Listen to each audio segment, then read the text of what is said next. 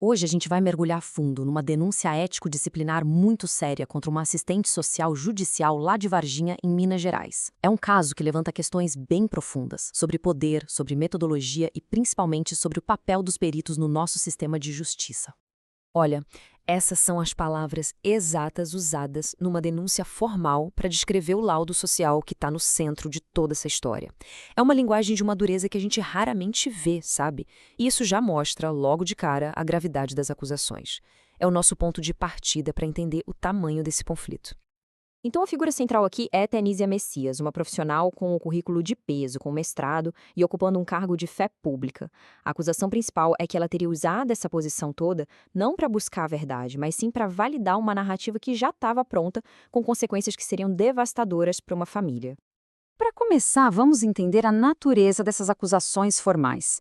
Termos como genocídio afetivo que aparecem na denúncia são escolhidos de propósito para chocar, para descrever o que seria a destruição deliberada, orquestrada mesmo, de um laço familiar que é fundamental.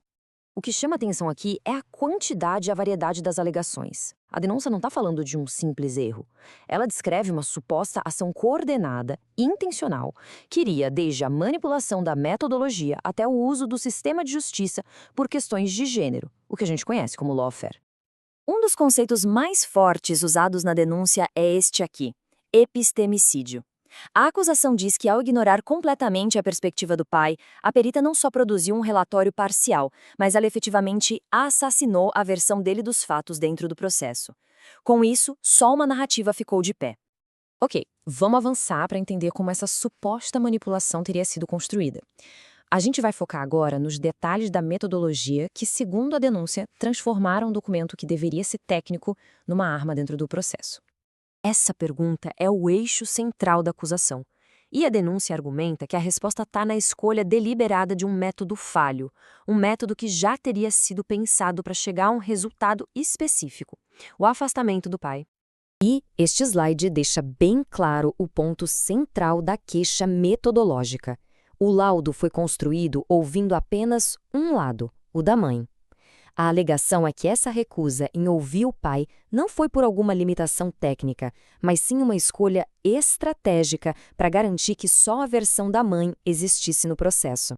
De acordo com os documentos, o laudo não apenas omitiu informações, mas também incluiu acusações gravíssimas e sem nenhuma prova contra o pai. Essas alegações, que foram apresentadas com o selo de uma avaliação técnica, teriam o objetivo de criar uma presunção de monstruosidade para justificar o afastamento dele.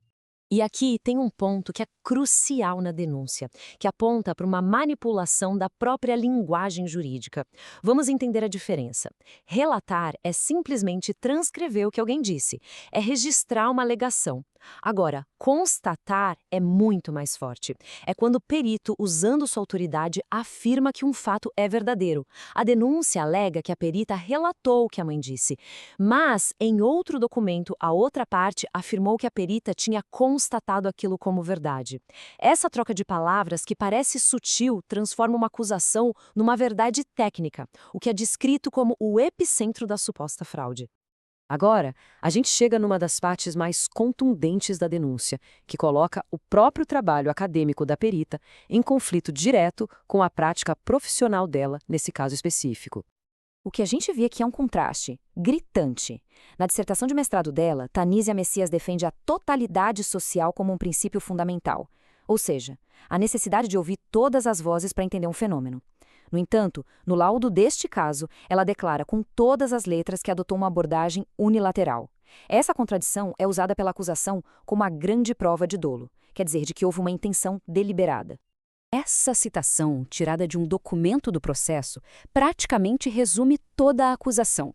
A alegação não é de falta de competência ou de conhecimento técnico, mas sim de uma escolha consciente de ignorar a metodologia correta que a própria profissional domina e defende no trabalho acadêmico dela. Para a gente ter uma visão completa, a gente precisa entender o suposto impacto humano e, o que é crucial, o outro lado dessa história. A neutralidade exige que a gente olhe para o contexto mais amplo desse conflito familiar. Os documentos da parte do pai descrevem um custo emocional imenso. falam da dor de um pai que foi impedido de ter qualquer contato com a filha pequena, ilustrando as consequências humanas, reais e imediatas que estão no centro dessa batalha judicial. É fundamental a gente entender que este caso não acontece no vácuo. Trata-se de uma disputa familiar muito complexa, e os autos do processo têm acusações graves vindo dos dois lados. Para equilibrar a análise, é preciso dizer que os documentos do processo também trazem alegações muito sérias contra a mãe. Essas acusações, que vão desde o uso de substâncias a condutas agressivas e um suposto interesse em conteúdo ilícito, formam o pano de fundo de todo o conflito e são parte essencial do contexto que a justiça vai ter que avaliar. E aqui a gente tem a defesa formal. Um documento do processo rebate diretamente as acusações, afirmando que o trabalho da assistente social seguiu, sim, rigorosamente as normas técnicas e éticas da profissão. Essa é a contranarrativa, que defende que a metodologia unilateral foi uma escolha tecnicamente justificada dentro do contexto do caso e não um ato de fraude ou parcialidade. No fim das contas, este caso, para além dos detalhes dele, nos deixa como uma questão universal, né? A justiça depende da palavra dos seus especialistas. Mas e quando essa palavra é colocada em xeque, com acusações de manipulação e parcialidade? Aí, o desafio de encontrar o caminho certo se torna imensamente mais complexo. É uma reflexão sobre confiança e responsabilidade no coração do sistema judicial.